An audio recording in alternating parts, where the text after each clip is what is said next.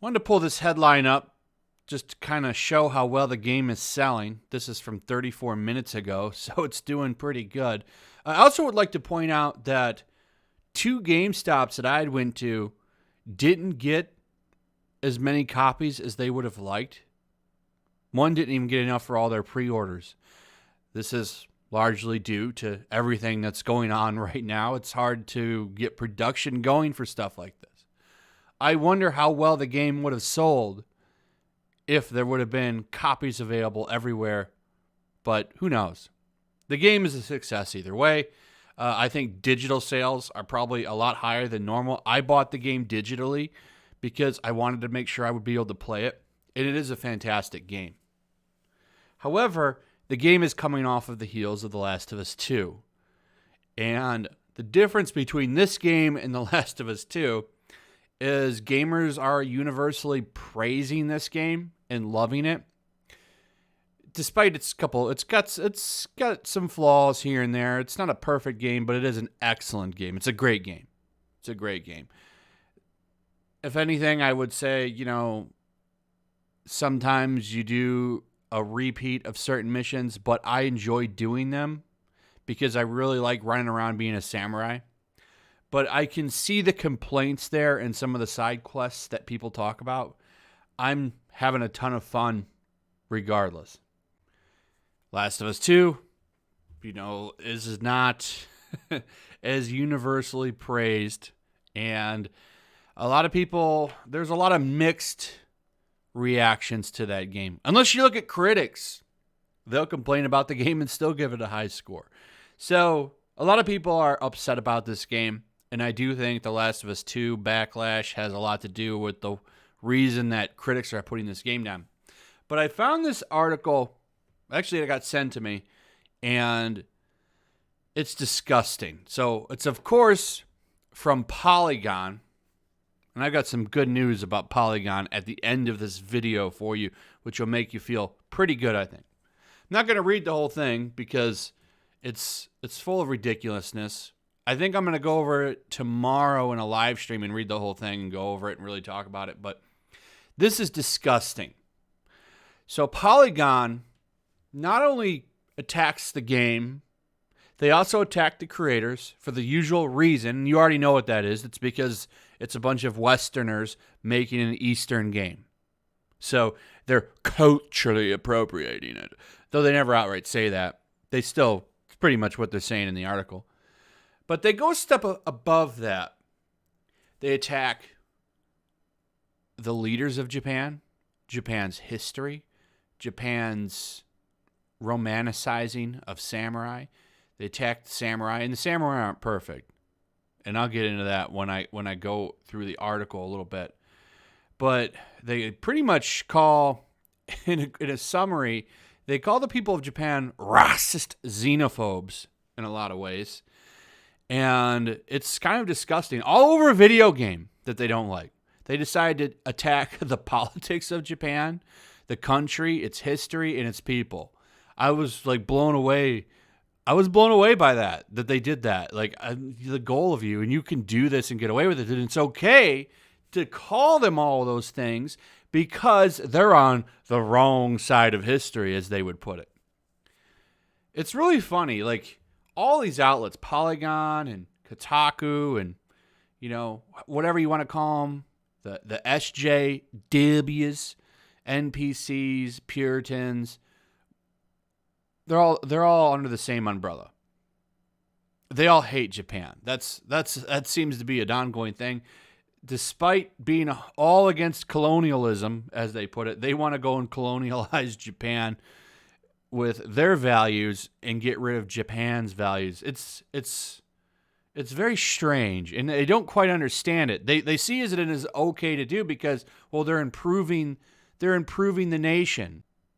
This is one of the reasons why anytime you see a game come out of Japan or an anime that maybe doesn't line up quite so much with some weirdo lefty journalist's ideology, they'll attack it.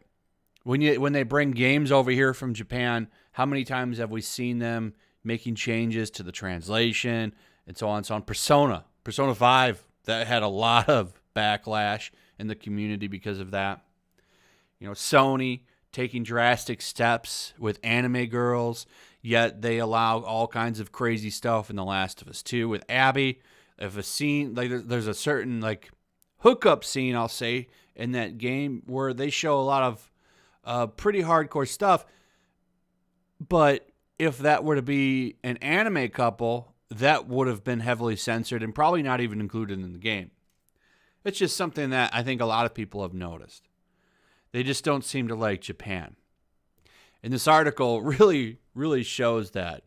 They really go after the politics of Japan, call them like all kinds of like ultra nationalistic and stuff like that. It's pretty crazy. Their big problem here is that the samurai are romanticized in the game.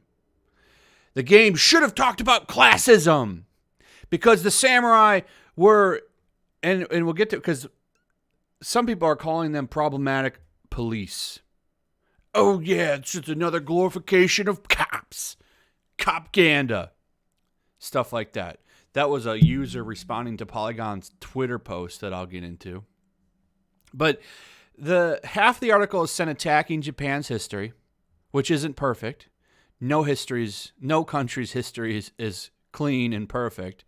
But what I want to know is, what does that have to do with this game? Polygon is a video game review site. Why are they jumping into the history and blemishes of Japan to talk about Ghost of Tsushima?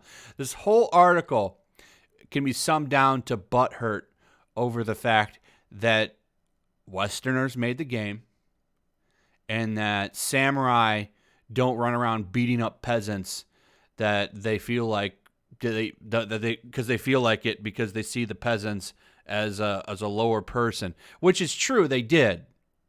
Okay, this is a different time, and there was a lot of class differences. But you can say that in any country back then, just like with the knights and stuff like that.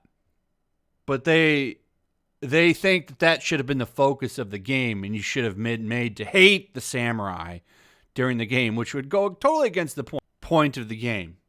Also, this game isn't based on history. It's based on a series of films. It's trying to capture the essence of those films. And also, it's a video game. It's not meant to be historically accurate 100%. It's meant to capture some fantasy and be fun. That's what it's supposed to do. But we get quotes like this. I don't think a lot of white Western academics have the context to talk about Japanese national identity. Stuff like this. It's ridiculous. And I'm telling you, and they mention it in this article, the developers love the fact that Japanese people, and the game is sold out in Japan, by the way, which really irritates these people. And then there's stacks of Last of Us 2 all over the place. They hated that game. They love this one. They love this one. They hate that as well. That really irritates them. They really were hoping there would have been backlash. If the Japanese people would have hated this game, there would have been so many articles like jumping all over that and calling this game racist and all kinds of stuff. It would have been ridiculous, but that didn't happen. They love the game. They love the game. And because of that, we're getting even more backlash. So now we have people telling gamers they should dislike this because of certain reasons. They shouldn't really romanticize Japan and all this stuff. Anyone that's been listening to this channel and others for a while knows why that is. But it's pretty disgusting. And I've never seen them outright attack Japan like they do in this article all over a video game. It's pretty disgusting. It's pretty disgusting. I went over it so you can pause it and read it for yourself if you want. Let me show you some of these tweets here. Oh, this is an article that it links to, by the way. They attacked Bushido because Japan uses the code of the samurai. They used it quite a bit, especially when they were Imperial Japan. Bushido, way of total BS. This was a linked article in the Polygon article. I just want to point that out. Then we go over here to their actual Twitter post, which is pretty funny.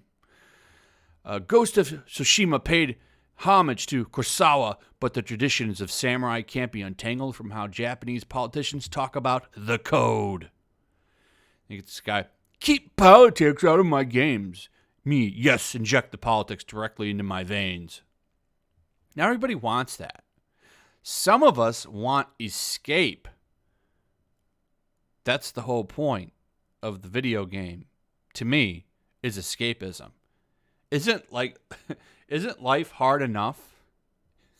Can I just have a time where I sit down and have fun and not have this stuff bombarded in my face? That's all I want. I want to be able to just disconnect, sit down, and have a good time. And I think Ghost of Tsushima does that quite well. Quite well.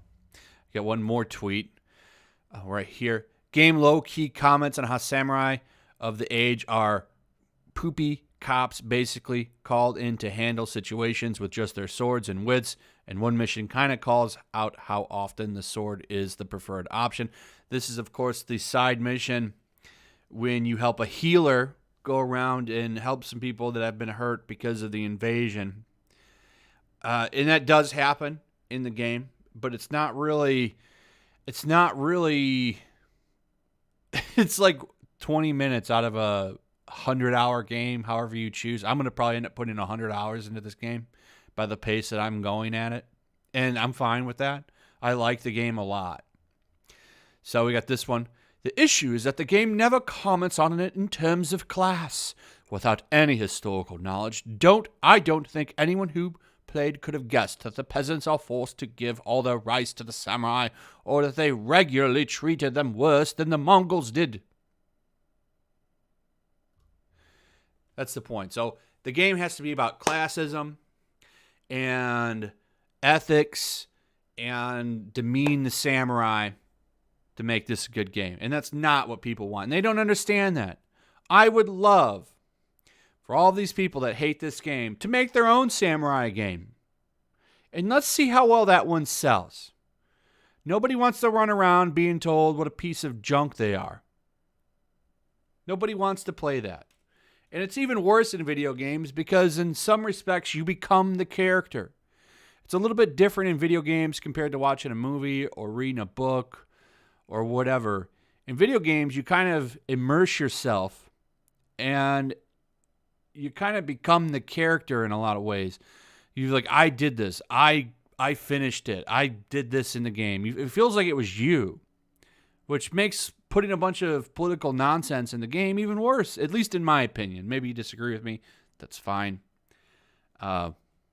We can agree to disagree. But anyway, I have some good news for you about Polygon. Some good news. Polygon is a Vox Media company.